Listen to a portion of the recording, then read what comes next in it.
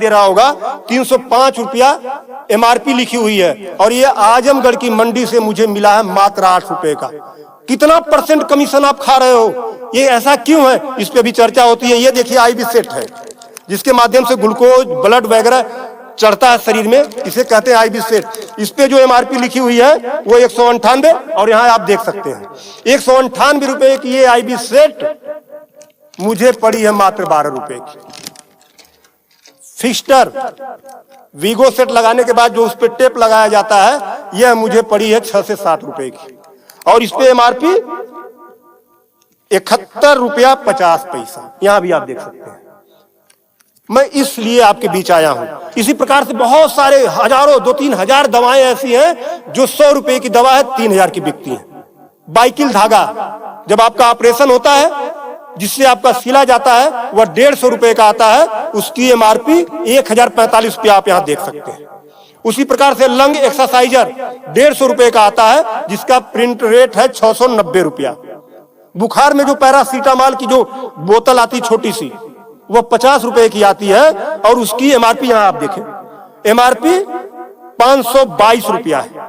कमर की बेल्ट जो 100 रुपए की आती है, उसे 500, 600, 700 रुपया प्रिंट। और तो और जब किसी की हड्डी टूटती है तो जो राड पड़ता है, राड अधिकतम रेट राड का 500 से लेके 1500 रुपया तक, अलग अलग वैरायटी है, 500 से 15 तक, लेकिन आपको 5000 से 20,000 रुपया, 25,000 रुपया चार्ज किया जाता है। आपके दिमाग में आ रहा होगा कि अरे भाई डॉक्टर लगा रहे हैं तो उसको देखिए। डॉक्टर जब आप अस्पताल में भर्ती होते हैं तो बेड चार्ज अलग, नर्सिंग चार्ज अलग, जांच की फीसें अलग, वो सब चीजें करने के बाद 1500 रुपए की चीज खरीद कर आप 20-20 हजार का बेच रहे हो। तब मैं आपके बीच कहने आया हूं कि साथियों, उसी प्रकार से बहुत सारी दवाई हैं। 100 रुपए की दवा, एक दवा मैं देखा, ला नहीं पाया उसको, 100 रुपए की दवा, उसकी एमआरपी 2000 रुपया लिखी हुई थी। हजारों दवाइयां हैं, आपके साथ आपको लूटने का काम कर रहा है। मुद्दा ये नहीं है, मुद्दा ये नहीं है कि इस पे 305 का प्रिंट छपा हुआ है। मुद्दा ये है कि इसे छपने किसने दिया? जिसे हमने चुनकर भेजा, क्या वो दलाली खा रहा है, कमीशन खा रहा है? 8 रुपए की चीज 305 रुपए का प्रिंट वो छपने क्यों दे रहा है? ये चोरी से थोड़ा ना बिक रही है, खुलेआम बिक रही है। तो ये जिम्मेदारी सरकार की है। इसीलिए मैं कह रहा हूं कि आइए, और ये मुद्दा किसी सपा, भाजपा, कांग्रेस, किसी नेता का थोड़ा ना है, ये भारत के 140 करोड़ जनता से जुड़ा हुआ मुद्दा है। आपको आगे आना होगा, और आगे आने के लिए आपको इस वीडियो को अधिक से अधिक शेयर करवाना होगा, अधिक से अधिक लोगों को बताना होगा। इसलिए नहीं कि मेरा ये प्रचार हो जाएगा, ऐसा कुछ नहीं है। इस मुहिम को जब ये वीडियो शेयर होंगे, सोशल मीडिया एक ऐसा प्लेटफॉर्म है जिससे सरकारें हिल जाती हैं। आज मैं इस चीज को लेकर आया हूं, ये जनता से जुड़ा हुआ मुद्दा है। जब आप मेरी इस बात को, जनता की इस आवाज को अपने इलेक्ट्रॉनिक गैजेट्स के माध्यम से आगे बढ़ाने का काम करेंगे, निश्चित रूप से सरकारें डरेंगी। और मैं तो कहता हूं, सरकारों को जनता से डरना चाहिए, जनता को सरकारों से नहीं डरना चाहिए। तब मैं आपके बीच कहने आया हूं कि आइए मेरे इस मुहिम को आगे बढ़ाएं।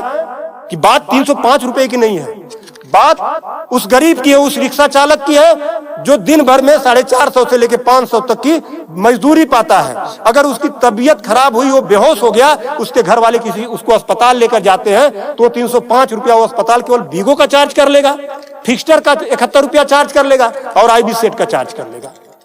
ये सब मिला के 600-700 रुपया हो गया। यानी उसकी 1.5 दिन की दिहाड़ी में अभी तो ग्लूकोज लगा ही नहीं, दवा कोई उसने खाया ही नहीं, बेड का चार्ज हमने बताया नहीं, अस्पताल का चार्ज हमने बताया नहीं। 1.5 दिन की दिहाड़ी उसकी केवल इस 3 आइटम से चली गई। आगे की दवा कहां से आएगी? तब उसका बाप खेत बेचेगा, उसकी बीबी गहना बेचेगी। इस तरह का लूट खसोट। और मैं तो कहता हूं, शर्म करो ऐसा करने वाले लोगों। 8 रुपए की चीज 305 की बेचते हो। आज आपके अस्पताल में अगर जो दाई है उसका वेतन 7,000 है, यानी प्रत्येक दिन 210 रुपया। अगर उसकी तबीयत खराब हुई, वो आप ही के अस्पताल में भर्ती होती है, तो उसकी 3 दिन की दिहाड़ी केवल इन 3 चीजों की लग जाती है। कुछ तो शर्म करो, कुछ तो सोचो। स्वास्थ्य, शिक्षा, सेवा का क्षेत्र है, लेकिन आपने इसे लूट का अड्डा बना दिया है। सरकारों के मिली भगत से ऐसा हो रहा है। तो मेरा निवेदन है आप लोगों से कि इस वीडियो को अधिक से अधिक शेयर करें ताकि